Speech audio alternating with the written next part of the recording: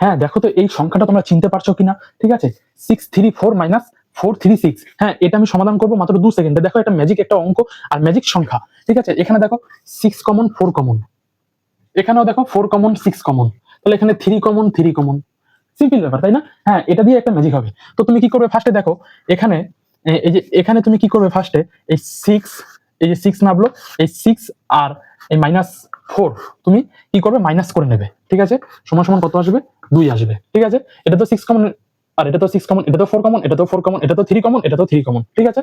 তো কি আসলো 6 - 4 সমান সমান 2 আসলো, ঠিক আছে। তো এটা আমি তোমাদের বোঝানোর জন্য আমি লিখে নিলাম।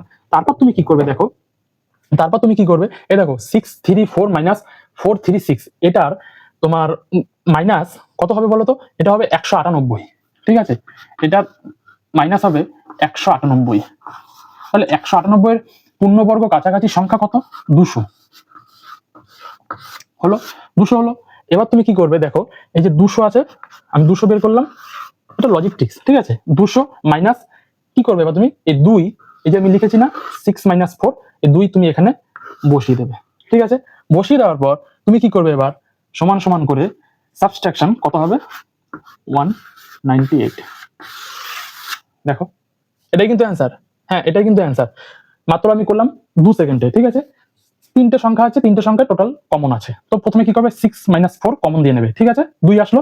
এবার এটা কাছাকাছি বিয়োগ করলে সংখ্যা কত হবে 198, ঠিক আছে। তারপর 200 এর পূর্ণবর্গ সংখ্যা একদম সিম্পল, ঠিক আছে।